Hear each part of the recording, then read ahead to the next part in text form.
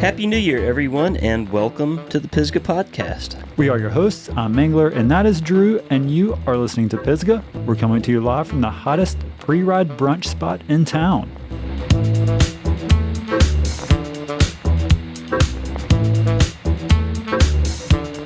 Oh, yeah.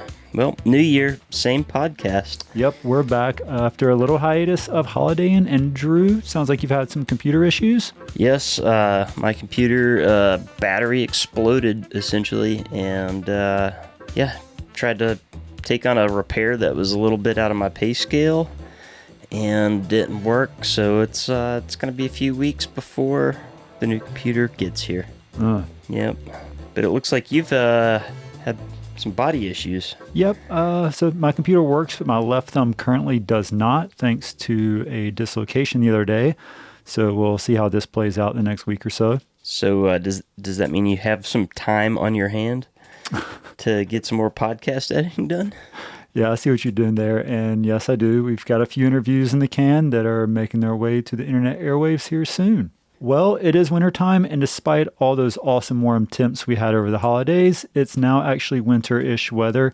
And with that comes our least favorite, but possibly most important phrase that we love to hate here on the Pisgah Podcast, and that is... freeze thaw. You said it first, not me, but yes, it's that time of the year where the trail surface and ground freeze up, the moisture in the ground expands, and then when it thaws out, it turns into that sloppy peanut butter mud. Yep, it's gross. It's bad for your bike. It's bad for trails. It makes for those conditions where it's just better to ride when it's super cold. You want to ride while the ground's still hard before it thaws down. Yeah, and speaking of those cold morning rides, it's always nice to hit up a warm beverage or meal after that ride. And if you're in the Brevard area, we've got 2 new rad spots to have those morning meals. Yeah, if you're familiar with Honey and Salt in Flat Rock, which is near Cayuga, you'll be happy to hear that they have opened up a new location in Brevard called Morning Social. Yeah, it's actually in the old location of Magpies, so RIP. And also over in the Cornmeal Shoal side of DuPont in the Cedar Mountain area, we've got the Cedar Mountain Outpost that has just opened.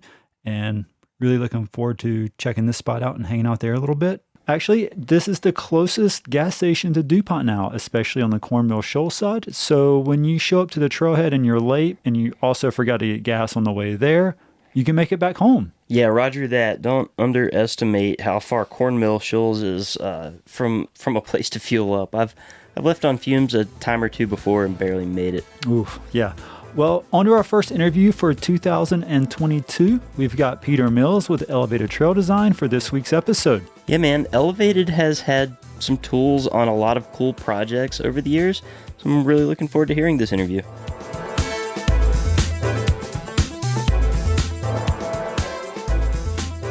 Peter, it's good to sit down with you, man. It's been a back and forth for a couple of months now. Scheduling conflicts, COVID scares, etc. You know, the usual pandemic life that we live now. So it's good to have you here on the microphone, and thanks for welcoming me here to your home. Thanks for having me. It's my pleasure to hop on and chat trails. Awesome. And I'm sure you do a lot of trail chatting because that's kind of what you do. Oh, yeah. So Elevated Trail Designs, you guys have been popping up quite a bit all over Western North Carolina. You've got a pretty good social presence going on, always showing off some really cool trail. So kind of give us a little bit of backstory on yourself and kind of what brought you into the world of trail building. All right. Well, I think it all started when I was a kid. I fell in love with mountain biking. My dad started mountain biking when it was, pretty new sport. And I took to it as a kid. I just loved being outside. And like other kids, I started building little trails in my parents' backyard. And, trail system opened near my house. And I got to meet a local club and, kind of see how it all happens. There was a empty space and a club created trails, and I was out there on my 24-inch wheeled Mongoose rigid bike and, fell in love with it.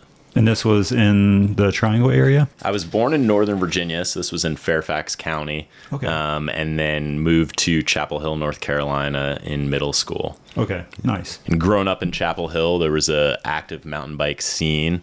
I could, ride to the trails from my parents' house. And, that's how I got introduced to dirt jumps, free ride features, downhill racing, all that kind of stuff.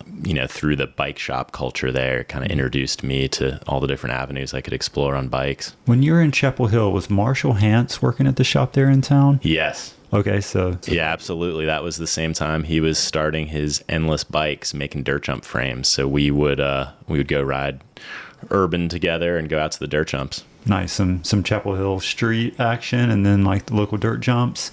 Did you know the Woodman brothers?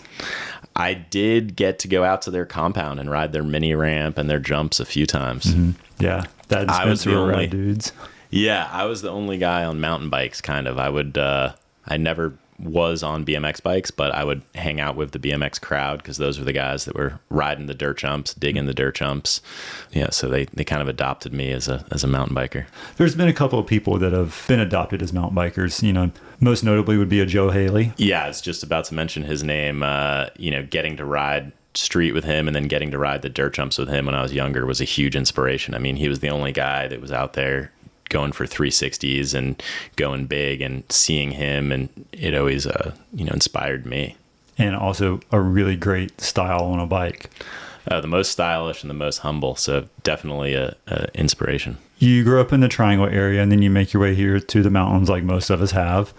And kind of how did ETD get started up? Well, I was attending UNC Asheville, and I'd been spending every moment mountain biking, traveling to bike races, doing anything I could to get as much time on the bike. And I found myself, before I graduated, spending a summer in upstate New York. And I was living in Lake Placid, and I was trail building at Whiteface Mountain. And that was a great summer. I made no money, but I slept on a couch and worked with my hands on downhill tracks. Went back to UNC Asheville for my last year, and I just decided I wanted to start a trail company. I was sitting in my business management classes and just trying to figure out any way I could pursue something that would involve biking. And, I'd already been digging jumps and trails for years. So I kind of put my mindset to that when I went back to my last year in college. What was your first big project for Elevated Trail Design? So my first project for Elevated Trail Design was working for Gravity Logic in West Virginia. So I'd formed my company, and I had met the Gravity Logic owners when I was out in Colorado working on some slopestyle courses, Crankworks Colorado and Teva Games for Kyle Ebbett. He introduced me to the Gravity Logic guys, and they mentioned, hey, if you want to come to West Virginia, we'd love to have you. And so then I basically spent a year and a half in West Virginia, subcontracted by Gravity Logic, building out the Boy Scout camp, the Summit Bechtel Preserve. That's what I was going to ask you. Was that for the Boy Scout camp that's up there? Yeah, so we were living in a little town called Fayetteville on the New River Gorge, and we were constructing. The camp's property was about 10,000 acres, and yeah, we built a whole mountain bike park there, and they ended up putting a chairlift in. Nice. I wish they would open that up to the public a little more. Yeah, currently I think it's just for the scouts, but I believe they are trying to do some more stuff with the community in West Virginia. Yeah, and Fayetteville's a rad little town. Shout out to New River Bikes. Oh yeah, Andy at New River Bikes, super nice guy, and that bike scene has really grown. Yeah, I stopped in town and rode with some of those dudes this past spring. I dabble in some West by God a little bit. Nice. So you helped build these really awesome trails up at the Boy Scout camp in West Virginia. And then most of what I see you building online, or at least what you share, is a lot of really awesome private stuff. Talk to us about kind of how that niche in the trail building world came about for you. Well, when I started Elevated Trail Design, I never really thought we'd be doing private projects. Typically we work with towns, cities, municipalities, state parks, but private clients started reaching out because, in Western North Carolina, they might have wanted, something that wasn't available. And so at the time, there wasn't any public bike parks here. So people were contacting me to build jump lines, downhill trails, and also hiking only trails. So the private sector was something, that really kind of took me by surprise. I mean, I don't think a lot of people realize how much private trail building there is. especially in an area like Western North Carolina where, there's definitely some people that have some large tracts of land that want to do cool stuff on it. Absolutely. I mean, we have clients, they might have 200 acres and they've got a house on it and they've got no way to access any of their property. So, we work with people and we create entire hiking trail systems for them so that they're able to actually get out, utilize that beautiful property. Other clients, specifically want, they might just want big mountain bike jumps. There's not a lot of places you can go and ride road gaps and wall rides, big step up jumps in our area. Well, all that's changing. Yes, that is changing. Love riding at Cayuga. Everything Callie's done there is amazing. Really, really love what her and Nico are doing to bring a mountain bike park to this area. And, we've got a few things up our sleeve that are going to be opening in the spring, and we can't wait for people to see them. Well, speaking of things up your sleeve, let's let some stuff fall out here because we had Seth on the show last year sometime to talk about Burn Park, which you were the contractor for that. So talk to us a little bit about how it was working with such a wonderful YouTube celebrity. Oh, it's been great working with Seth. He's a super nice guy. And we hit it off immediately when I first met him out here.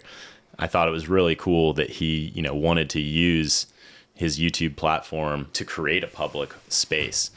I thought that was a pretty unique thing that surprised me.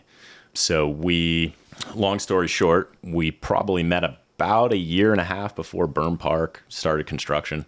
And, we did a few walks on the site with Nick Scheuer, the manager of the town of Canton, and we just kind of came up with a plan. And he said, he's like, you know what, I can raise this money, let's do it. And I was slightly skeptical at first, but everything has gone super smooth. We hit the ground running last spring in April, and we worked most of the year on constructing and designing Burn Park. We pulled off site in September. We got things mostly completed, and we're right now waiting to return and open the park in the spring. So I think hopefully, the end of April, end of May, Burn Park will be open to the public. One thing I don't think a lot of people understand when it comes to building something of this level with a municipality involved, how much red tape and how many just little things there are. And also let's talk about Unfun Fred, who ruined a lot of awesome stuff in the Western North Carolina area because, Fred had a huge impact on what you guys were doing over there. Yeah, we were impacted by that. That was the first time a natural disaster had hit my business. We had a box trailer and UTVs pulled into the river. So that was definitely a hurdle that took the wind out of our sails for a few weeks. But I'm happy to say, we've recovered from that. Well, that's what insurance is for. Yeah, we're lucky. A lot of people in Canton did not fare well, and I think it's been a major impact. Mm-hmm. But speaking kind of to Chestnut Mountain from kind of a larger view, we got involved in that project. And we created a full trail master plan working with Equinox planning firm and the Southern Highlands Appalachian Conservancy, who owns the land. So we assessed the 450-acre parcel, and we created a trail system with about 17 miles of trail. So there's going to be some multi-use trail, some hiking-only trail, and then 5 mountain bike-only descents. That's pretty sick. We're excited to say that. It's a huge opportunity to start with a blank slate. There's 1,000 vertical feet. And our whole vision for this park is to create something totally different than what's close to Asheville. Bent Creek has seen so many users. It's just jam-packed. Mm-hmm. So our hope is that creating this Chestnut Mountain trail system is going to, alleviate the high user numbers on other trail systems, as well as provide a different type of trail. We want to really create single track mountain bike trails that are rocky, feature some natural sections, and, really show the community what we can do in this difficult, steep terrain. Yeah. That's something I've been conversing with Christian Jackson a little on lately is how, a lot of the trails that some of us more advanced riders really appreciate in the forest are that style of trail building from the old Civilian Conservation Corps from back in the 30s and 40s. And it's hard to achieve that style of trail building now because it's so labor intensive. And, it's much cheaper and much quicker to run a machine up and down the mountain.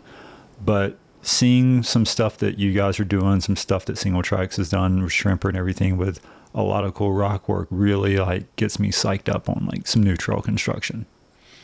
Absolutely. I think that, this is the 11th year that I've run elevated trail design, and, seeing how the trail building industry has changed and seeing how people perceive professional trail building has changed is very interesting. Initially there was kind of a bad feeling about professional trail building. People thought that bulldozers were coming in and they were going to sanitize the trails. But, I really want to just emphasize that there's so many different types of trails, and the need is there for so many different types of trails.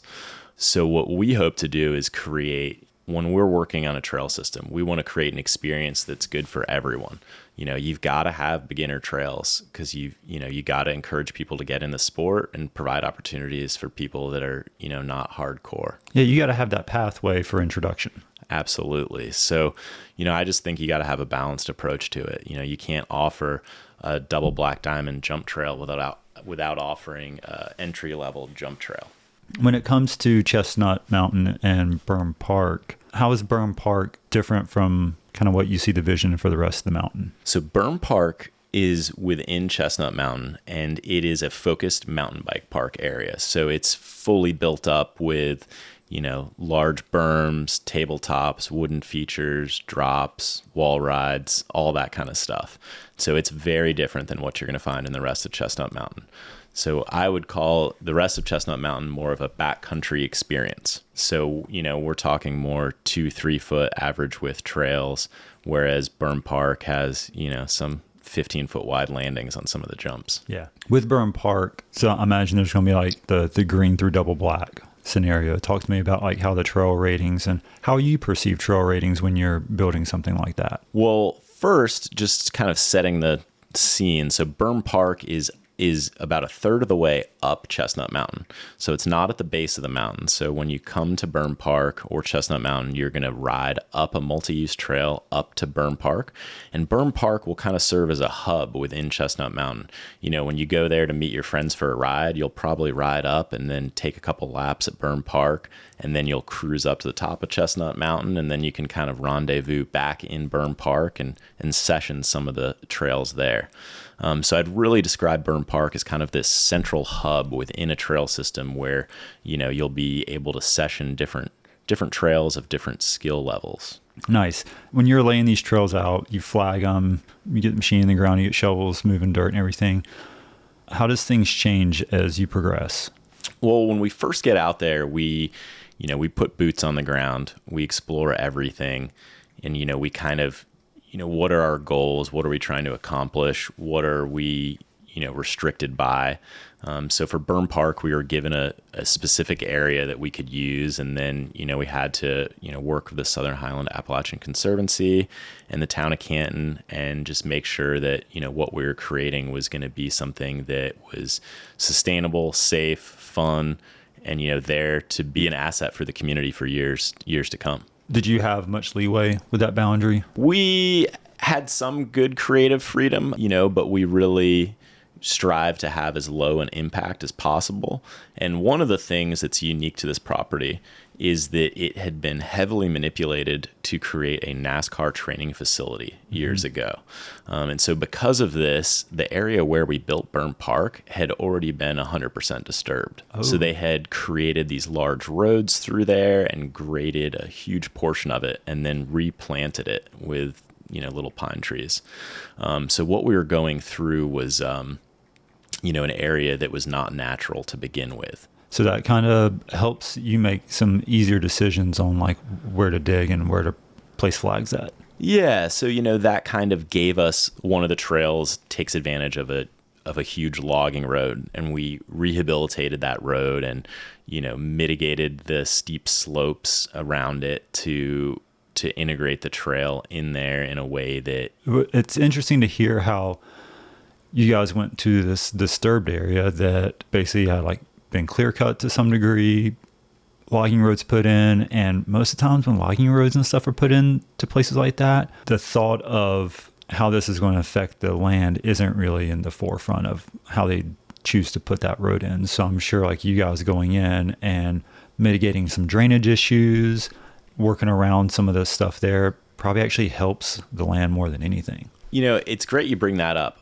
My goal is with any project, whether it's, single track trail or a bike park in a piece of land that had been previously disturbed, is to try to, control the water, control the sediment, and, have the space function better than before and, limit its negative impact on the environment the best we can. So we've done a ton with sediment catch basins and a lot of stone to slow water and, everything. We use revegetative matting and fully compact everything daily just to try to limit any chance for soil loss. So we take that very seriously. Yeah. And talk to us a little bit about soil loss. Because I know that is a driving force for a lot of trail reroutes, a lot of trail decommissions, stuff like that. The biggest thing we're trying to always avoid is, we don't want soil washing off a mountain and then ultimately ending up in a stream, creating sediment, killing the stream. So when we're building trails, instead of just blowing out hundreds and hundreds of feet or thousands of feet of trail and just letting it sit there, we prefer to work very tightly. So when we start for the day and when we finish for the day, we like everything to be completed so that it's all compacted with the machine and then it's hand finished, and we use vibratory plate compactors so that way, if we get hit with a rainstorm on Saturday or Sunday, we know that we stabilized and controlled as much of that as we could. Awesome. It's easy for half a disturbed mountain to wash off and end up the creek at the bottom of the hill. What you brought up earlier, that storm, Fred, Chestnut Mountain experienced over 25 inches of rain in about a 20-hour period. Wow, that's insane. So that happened when we were pretty much done with Burn Park. And, honestly, now it's kind of a blessing because we were able to bring machines through it and, fix a few things. But, at the time, it was definitely frustrating. Yeah. Well, how did the trails themselves hold up for most of that?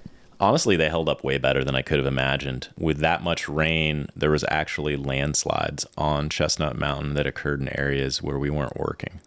So, it was such a significant storm that literally parts of the mountain were falling off, yet our bike park held up really well. Nice. That's pretty solid work. That's saying something. What else is there for you guys to work on at Chestnut Mountain? Because, you've mostly talked about Burn Park, but there's like a whole nother element of Chestnut Mountain, the backcountry trails and stuff. Talk to us about how that stuff is lining up and what that's kind of going to look like in the future. Yeah. So Burn Park is just one area within the 450 acres. So in addition to Burn Park, we have constructed a multi-use entrance trail to Burn Park. So that will take users from the base of the mountain up to Burn Park. And then we're about to remobilize next month and start construction of the mountain bike exit trail. So when you leave Burn Park and you're going to head to the bottom of Chestnut Mountain, you'll be on your own bike only trail. And so this is fantastic because it eliminates any opportunities for trail user conflict at the base of Chestnut Mountain. Yeah, that's something that I'm not sure a lot of people think about, because like when you've been cutting laps on like some really fun trails and stuff, and then you're heading back to the parking lot, you still have all that excitement, and to have like another fun trail to kind of like wind you down, I feel like it's pretty important. Absolutely. I mean, you just hit the nail on the head. People are going to be riding Burn Park, getting excited, and I didn't want them to get on a multi-use trail and then not be able to tone it down and upset the other trail users. Because that's the biggest thing is, everybody in elevated trail design, we're all mountain bikers, but we're also hikers, and we're also, we understand every trail user has a right to be out there, and every trail user should feel like there's a place for them. So I'm a huge advocate of, you have to have all the ingredients. You have to have bike only trail, you have to have hike only trail, and you have to have multi-use trail. In some situations, you just can't have a multi-use trail and make everybody happy. Mm-hmm. As far as elevated trail design goes, we've not seen, at least on social media, a lot of work with National Forest, which I understand there's the whole bidding process and all that. We won't get into all that.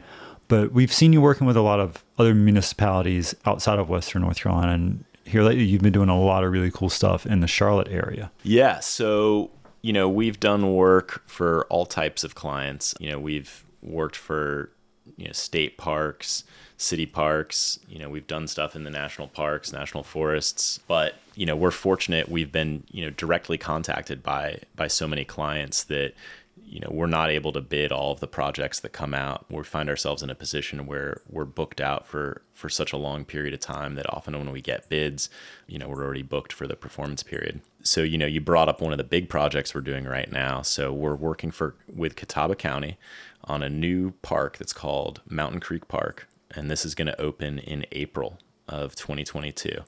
And so we started with a blank slate with 600 acres, and we designed a 18.4 mile trail system. And so this features multi-use trail as well as mountain bike only trail.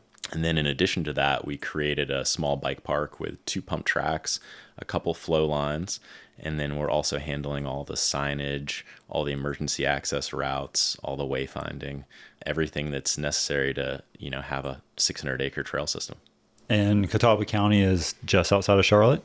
Yeah, so Catawba County, this part is on the edge of Catawba County, and it's right on Lake Norman. So it's only about 40 minutes from downtown Charlotte. Nice. We've got some other stuff coming up soon with some more Charlotte-focused content. Charlotte's got a lot of stuff going on as far as trail building goes, and some really cool new trail networks popping up. Oh, yeah. There's just a strong cycling community in the Charlotte area.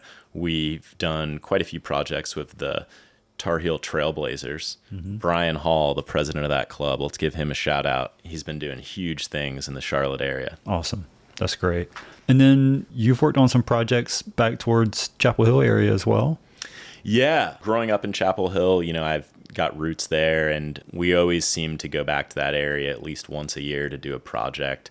This past year, we got to go back for a little project at Lake Crabtree County Park, but we've also done work at the Briar Chapel neighborhood, and we've done work at Harris Lake Park, and we've done work for the city of Raleigh. We built the Forest Ridge Trail system also.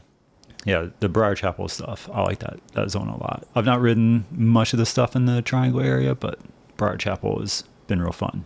Oh, yeah. The club in that area, Triangle Off-Road Cyclists, they do a ton of work. We got to do a small section out at Briar Chapel about 10 years ago almost at this point. Is that the rocky stuff? Not the rocky stuff. It's got some berms, some rocks, bunch of rollers. Nice. You've mentioned some trail organizations. So when you're going into work on stuff like this Catawba County project and some of the stuff up in the Triangle, are you including the local clubs in some of your projects? Absolutely. Every project's different. So usually there's a club that's spearheading, the energy behind a trail system, and they're working with a local municipality, local government. But Catawba County is actually interesting. There's not a bike club in that area. The area is split right between the Tar Heel Trailblazers and the North Carolina Mountain Bike Alliance? Yes. So it's split between those two groups, and the county is kind of curious if either of them are going to get involved, and I'm working on that. But it is unique to have a municipality push for bike trails and hiking trails, relatively speaking. You are starting to see that. So, I would definitely like to point out that Chestnut Mountain, Nick Scheuer with the town of Canton has pushed to, create an outdoor recreation space for hikers, bikers in that area. So when it comes to the future of new trail projects, through some chat with you and other people, there's a lot of stuff about to pop off in Western North Carolina, Eastern Tennessee as well. How do you see the future of trail building going for this area? Well, I feel like the momentum in this area has really started to take off. Being in Asheville for as long as I've been, I got to see the earlier part where, we've just relied on all of these existing trails in the forest, and they've been fantastic. Where other areas in the country, Colorado, California, places didn't have all these existing trails, so they had to kind of advocate and push and create these spaces where we've been able to kind of slide by. But in the last few years, particularly with Pisgah area Sorba, just really stepping it up with some new energy. a lot more people getting involved with that club. You're starting to see this kind of shift where, now we're really starting to see people want to invest time and efforts into maintaining our trails in Western North Carolina, as well as creating new trail systems. It's great that you brought up about how we've relied on trails that were kind of already here. And then you and I kind of moved here, I'm going to say ahead of the wave, so to speak. And, just the numbers in Western North Carolina of new mountain bikers and, new people moving to the area has just exploded. And, I think it's really important for people to understand that, we've relied on all these old trails for so long. And then we had this wave of new riders and, new visitors coming in, that it is important to understand the dynamics of what's involved in keeping a trail. I think that the fact is maintenance is not sexy. Nobody likes to get excited and talk about maintenance. People don't like to raise money for trail maintenance, but trail maintenance is what we need. Trail maintenance is how we, keep our trails dry for more of the year. It's how we keep our trails open more of the year. It's how we, accommodate this growth. Mm-hmm. I think that it's inevitable. There's going to be more and more people moving here, and I want to embrace it. When you're building some of these big projects, for some of the smaller projects, probably not as much, but when some of these municipalities are hiring you to build trail, how do you go about kind of informing and educating them on how important maintenance is for the future to keeping like a trail running, especially stuff like pump tracks and like jump lines with berms and stuff like that, because all that stuff needs almost constant maintenance. I just like to bring it up immediately. When I'm talking with a potential client, I always have to bring up maintenance. For trails, the forest is alive. You're going to have trees growing, trees dying, windstorms, weather events that could take down trees and cause damage you can't foresee. And tropical storms that drop 24 inches of rain. So, we can't control the environment. So, I think you just need to plan for maintenance. And I think that it doesn't behoove any professional trail builder to pretend like there isn't going to be a need for maintenance on what they create. I like to say that your trail experience, it's merely a moment in time. A trail is going to evolve. It's going to always be changing. But, we strive to create something that can be maintainable, that's going to be a strong, solid foundation. We want to create a trail that's not going to creep, that's not going to move down the hill, so that it's something that can be maintained.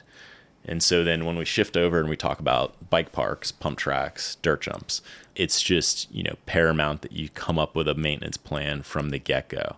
Whether that's, a professional trail builder coming in a few times a year and then a local bike club managing it week to week, there always needs to be a plan set in motion from the beginning. Mm-hmm.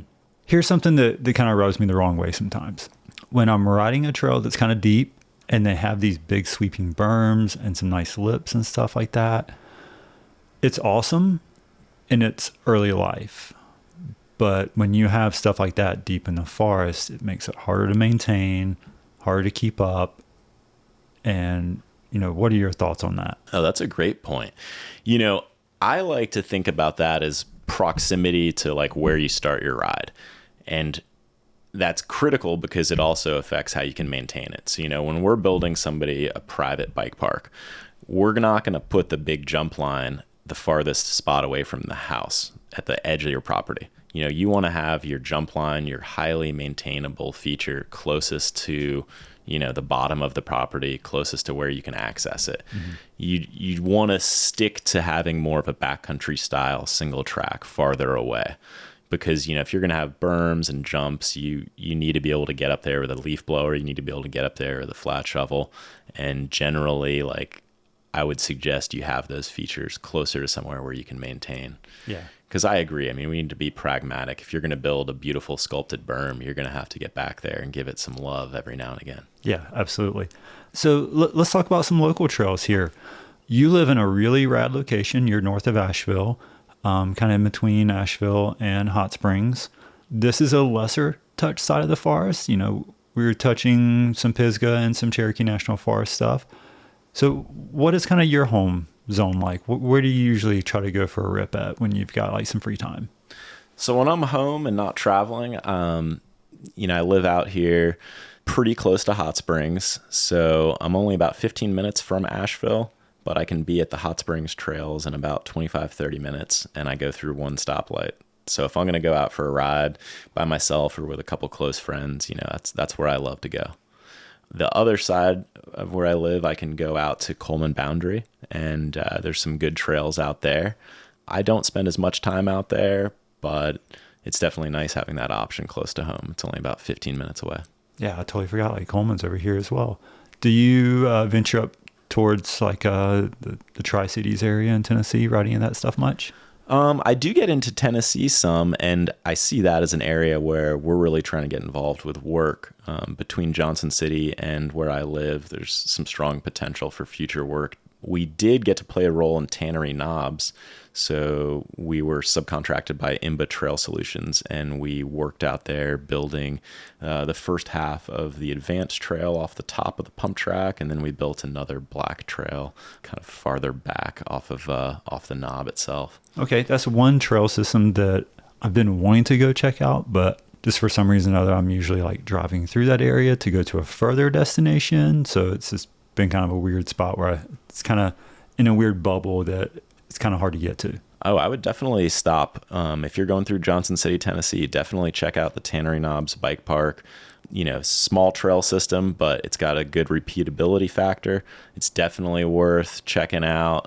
Downtown Johnson City's got some cool restaurants and breweries now also. So I'd say it's worth a day trip. Nice. Kind of what else do you think we should touch on? I'd say that the biggest thing I'm excited about is this energy we've been speaking about in our region, and more specifically, the energy in Asheville itself. So we've got some news that's going to be coming out this spring. We're going to be sharing some maps of the public and having some public engagement sessions, but we are currently working with the city of Asheville, Pisgah area Sorba, and Asheville on Bikes to create a trail plan throughout the city on 5 different parcels that are underutilized currently. Yeah, that was definitely on my list to talk to you about, is this inner city Asheville trail network. I know there's lots of zones around the river. Some of the locals refer to them as like hobo trails. So I feel like there's a lot of room in there to potentially do some really rad stuff. And the energy is finally here. Asheville's been able to rely on all this recreation that exists outside of the city, but now people are finally starting to push and see the need and the benefit that can come from creating trail experiences in our city, not just for bikers, also for hikers and runners. But my goal is to hopefully create enough in the city itself that you can, go mountain biking in Asheville, not have to get in your car and head out into Pisgah. Yeah. Summer 2020, I participated in a bike magazine article with Graham Averill and Derek DeLuzio, where we started at Graham's house in like North Asheville, and we basically did like a loop around town. We hit up some of the more in-town stuff, the UNC Asheville trails. We went over to Colo. Then we rode like some other random stuff like over just outside of downtown. Obviously, we hit up some of the river trails around the French Broad River, the River Arts District stuff. And that would be something really cool to see, is to expand on that. We've got Richmond Hill, which is, growing a little bit. Just had some new stuff done on it. So seeing what else we could build upon in Asheville is great, because you probably have this too, where you have people you meet when you're out and about. And they're like, oh yeah, I heard Asheville's like such a great mountain bike town, etc. And you're like, well, it's a good base, but you're probably going to be driving to Brevard to ride most of the trails. That's a common theme, is that Asheville is this mountain town, but you have to get in your car. So I think this spring is going to be an exciting time to open some public engagement, present these maps we've been creating. And, I can't say enough good things about Asheville on Bikes and what they're doing to push for bike advocacy in our city. One of the big parts of this project is, working to create, safe spaces for school programs and getting disadvantaged kids on bikes and getting them outside, not on bikes, just hiking or jogging. Just outdoor recreation in general. Absolutely. So I think the big part of it is access, creating accessible spaces for people that, don't have the ability to drive to the forest or don't have a whole day to spend. From riding around some of the River Arts District area, on some of the river trail and stuff that just kind of exists, you're like right beside neighborhoods and stuff. So looking at what some places like Bentonville or Knoxville or Richmond have done with inner city, availability of land to build upon that gives people access is awesome. We can learn a lot in Asheville from what's happened in Knoxville and what's happened in Richmond, obviously what's happened in Bentonville. Myself, I spent 5 years living in Boulder, Colorado, and, it was, such a huge thing to see the Valmont Bike Park open and just be this kind of proof of concept of what a professional multi-acre bike park can be. Mm-hmm. And so, seeing that and how that impacted that city, has always inspired me to try to create that where I live. Awesome. And that's what's great about, doing what you do is being able to make where you live better. The hardest part about my business is that trail building is such a small industry that, it's pulled me all over. We've done projects in 9 different states and I love it, but all I want to do is build where I live, Asheville, Weaverville is where I call home. And, I just see so much potential for what we can do in this area and, what we can create for the cycling community and the outdoor community. Awesome. Well, Peter, dude, thanks a ton for your time. If people want to keep up with what you're doing, obviously you've got a pretty active Instagram account, Elevated Trail Design. Yeah, follow on Instagram. I try to do updates when I can. Our website is probably due for an update, but you guys can check that out, elevatedtraildesign.com. I just really appreciate you taking the time to sit down and chat with me. Dude, it's been awesome. Awesome. Thank you very much. Yeah, let's ride some bikes when my thumb gets better. Let's do it. See you guys on the trails.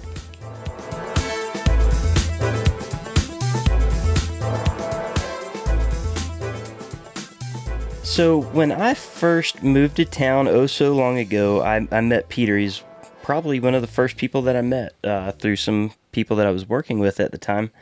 And he was still in college at UNCA. It's been pretty cool to see him and his business grow to what it's become from way back then. That's something that's been really cool to see happen actually to a lot of people in the area, is seeing how they've started businesses and how those businesses and themselves have grown. Peter's one of those people that it took me a while to actually meet him. We had overlapping circles, as you heard in our early part of the interview, with a lot of Chapel Hill Triangle people. And then also, people like you, Drew, and other Western North Carolina people. So our intertwinings have been kind of more recent, but it's rad to see what he's doing in the area for sure. Yeah, I really like the work he does. So, let's get into that weather report. And yeah, so talk about that freeze thaw. Ooh, winter is here. Looking at our next week of temperatures, we've got highs this week hovering right around 50. And then as we get into the weekend, we definitely get a little bit colder. We've got some rain, snow transferring to morning snow showers into Sunday. So, early Saturday would be a good time to ride. The low is 23 Saturday morning. So trails be nice and frozen then. And then Sunday morning is a low of 20 with some AM snow showers. So if you want to be a true weekend warrior, you can get some serious good adventure in this weekend, because I'm sure if you get some more deeper, higher elevation spots in Pisgah with some AM snow showers, you could have some really fun and exciting rides. Yeah, you got that right. Yeah, and then going into the following week, it looks like it's warming back up a little bit, but still lows in those 20s, highs creeping up to the 50 range. But yeah, it's that time of year where, we're just on this sine wave of super cold, and then when it warms up, moisture moves in. So we'll kind of play it by ear and, just check the weather forecast. And like we mentioned earlier, riding the trails when it's the coldest and frozen is ideal. But, otherwise, there's always riding gravel. Yeah, and just realize, too, that it's going to be this way until probably mid-March, if not late March. Luckily, it's not that long of a season. It's just the time of year that it's going to be. Yeah. And, if you've got some time If you recall back to a few episodes ago where I went down to Alabama and rode with our friend Lon Cullen, Birmingham's only just, a 6-hour car ride away from Asheville. So it's easy to retreat to some warmer temps and some cool trails. Yeah, there's always the option of getting out of town too, and I think that a lot of us have been cooped up and pent up for long enough that we're all looking forward to making some plans to get out and do that. Well, a week ago it was 70 degrees and I went swimming, so there's that. Well, guys, that is a wrap on this week's episode. And as always, you can find us on social media. Just search Pisgah Podcast. And we've also got the web store going with shirts and koozies and bottles, and you can check that out at pisgahpodcast.bigcartel.com. And if you have already failed on your New Year's resolutions, go ahead and click subscribe, get back on track with your goals, and also share this episode with your friends. Yeah. I didn't even set a New Year's resolution this year. Because if I did, I would have already broken it thanks to hurting my thumb. Yeah, I'm ashamed to admit what mine was. I can break it.